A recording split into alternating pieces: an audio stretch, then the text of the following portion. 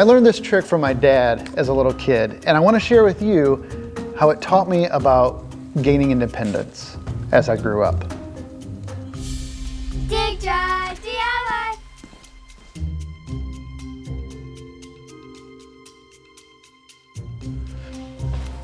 We had a lot of fun with snowmobiles when I was a kid. Well, it wasn't quite that crazy, but it was on the same type of snowmobile. This is Larry Enticer, and he's beating up on the same kind of snowmobiles we had, Yamaha Enticers. Growing up, we had two maroon 340 Deluxes, and then we had this really nice little blue 300 Twin. That one was actually my favorite. It was a good looking machine. My brothers and I loved wintertime, and especially snow days back then, because if the weatherman was calling for as much as even an inch of snow, we'd start begging my dad to get the snowmobiles ready. And of course, he would always oblige. Now, those old Enticers were true runners. They took the abuse of three young boys and would be back for more the following year. They're just super durable and reliable. So when my buddy Greg offered to sell me his Enticer this winter for my girls and an old Polaris XLT for me to ride along with them, well, I was quick to jump on it. But this wasn't my girls' first snowmobile. We had an Arctic Cat kitty cat for them that they started riding probably when they were about 6.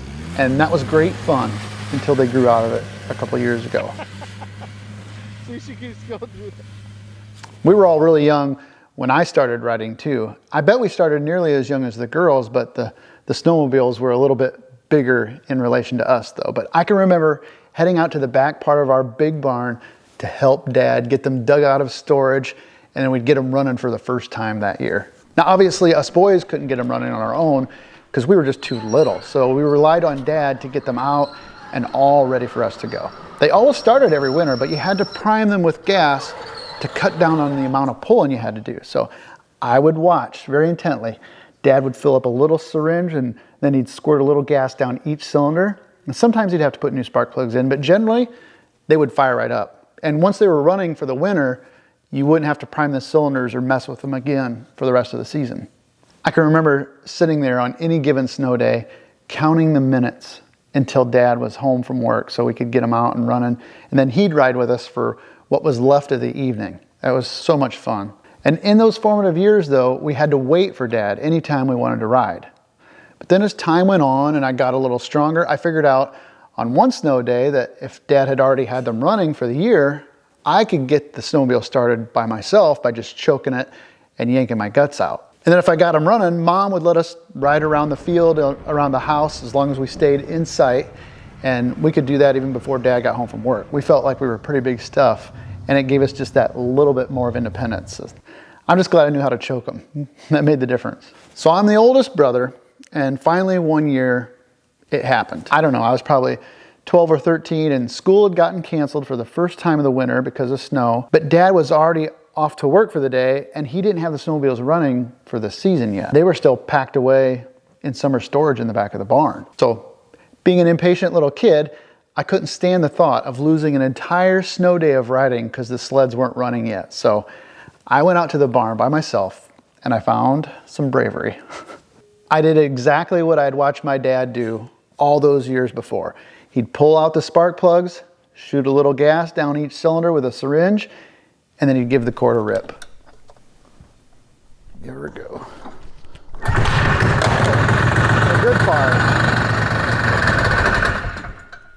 That was easier than I expected. To my surprise, the snowmobiles fired right up. All that was left was to get them out of the barn, and believe me, that part was easy. I had no idea if Dad was going to be mad at me or not, but at least we could enjoy a day of riding until he got home from work, and then I guess I'd have to find out if I was in trouble or not for getting him going without him being there.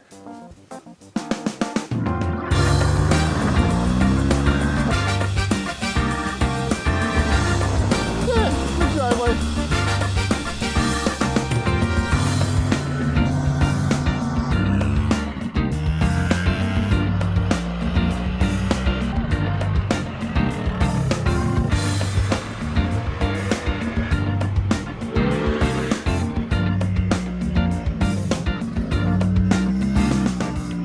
So I didn't realize it then, but that was a rite of passage.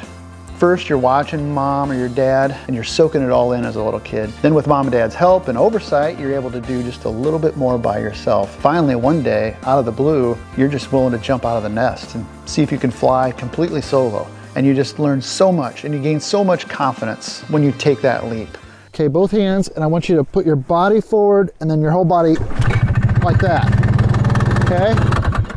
Let's see if you can do it. Both hands. You got it. Good job. Both hands. Ooh, almost. Gotta pull it harder. Yeah, let it go. Good job. You started it on your own. Good job, Eva. It's funny now to think, as a little kid, I was nervous about Dad being upset that I got those snowmobiles out on my own when he wasn't home, because now as a dad, I can imagine how I'd feel if my girls managed to get the snowmobiles out and running all on their own while I was gone at work. That would be a proud papa day for sure, even though I'm in no hurry for them to be independent.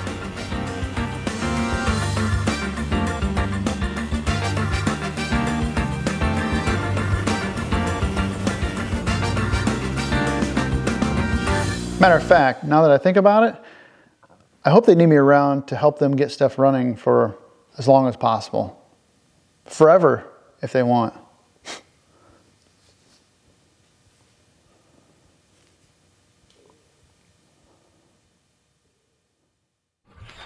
so fun. I know. Great job.